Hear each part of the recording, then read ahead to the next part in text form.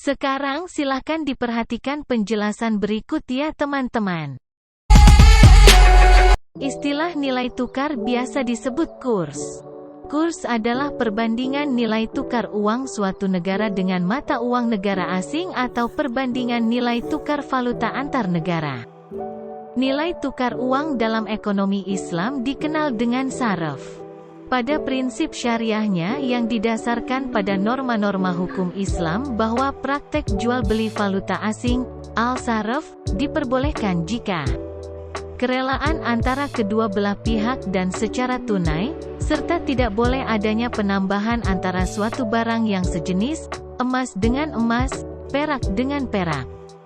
Tetapi apabila berbeda jenisnya, seperti emas dengan perak atau dalam mata uang sekarang rupiah dengan dolar atau sebaliknya dapat ditukarkan sesuai dengan harga pasar, market rate. Hal ini juga sejalan dengan Fatwa Dewan Syariah Nasional Nomor 28 DSN MUI 2002 yang memperbolehkan jual beli mata uang asing dengan ketentuan antara lain. Tidak untuk spekulasi, untung-untungan, ada kebutuhan transaksi atau untuk berjaga-jaga, simpanan. Apabila transaksi dilakukan terhadap mata uang sejenis maka nilainya harus sama dan secara tunai. Serta apabila berlainan jenis maka harus dilakukan dengan nilai tukar, kurs, yang berlaku pada saat ketika transaksi dilakukan dan secara tunai. Pertukaran mata uang baik dari negara yang sama maupun antar negara harus memenuhi syarat-syarat yang ada dalam ekonomi Islam. 1. Membeli dan menjual falas dengan harga yang disepakati bersama. 2. Tunai, tidak dengan cara kredit. 3. Barang yang dipertukarkan harus jelas dan dapat dipertanggungjawabkan. 4. Peran pemerintah dalam mengawasi jalannya pertukaran mata uang harus dioptimalkan. Kebijakan nilai tukar menurut Islam dapat dikatakan menganut sistem manage floating, di mana nilai tukar adalah hasil dari kebijakan-kebijakan pemerintah karena pemerintah tidak mencampuri keseimbangan yang terjadi di pasar kecuali jika terjadi hal-hal yang mengganggu keseimbangan itu sendiri.